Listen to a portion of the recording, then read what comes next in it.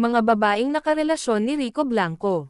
Number 1. Casey Concepcion. Matatanda ang 2003 lumabas ang balita, tungkol sa pagdi-date nila ni Rico at Casey.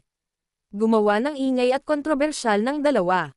Pero walang kumpirmasyon sa bawat panig kung naging sila nga ba. Ganun pa man marami ang naniwala sa espekulasyon na may special na unawaan ang dalawa, katunayan, bali-balitang hindi nakakuha ng approval si Rico mula sa mga magulang ni Casey na makipagrelasyon ito sa actress. Dahil umano sa malaki ang agwat ng kanilang edad na 22 years gap, ng mga panahong yun bago palang tumungtong si Casey ng legal age na 18 years old, samantalang si Rico naman ay 30 years old. Number 2. Corinne Capuyok. Noong 2013, sa kauna-unahang pagkakaon, nagbigay siya ng detalye tungkol sa kanyang buhay pag-ibig. Sa isang interview inamin niyang may kinikita siyang non-showbiz girl.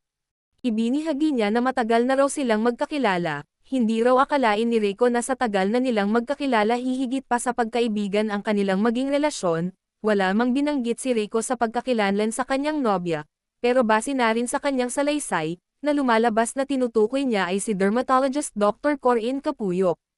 Ayon sa ulat ng entertainment news site, 4 na taon sila umanong magkasintahan bago maghiwalay. Number 3. Maris Racal. Noong March 17, 2021. Nang umusbong ang balitang may namamagitan sa kanila nang batiin ni Maris si Rico na nagdiwang ito ng 48 years birthday. Hanggang sa May 21, 2021, kinumpirma ng dalawa na sila ay officially dating, kasunod nito nag-post si Maris ng cake na may naka-dedication na age just a number. Ngunit ngilad sa kaalam ng publiko. Ang relasyon nila ni Maris at Rico ay nagsimula pa noong 2019, halos 2 taon nila itong tinago. Noong panahong yun, si Maris ay 21 years old habang si Rico naman ay 45, ngunit kamakailan lang. Nagulat ang lahat ng kinumpirma ng actress na hiwalay na nga sila ni Rico sa 5 taong magrelasyon nito, kinumpirma naman ng actress na walang third party na nangyari.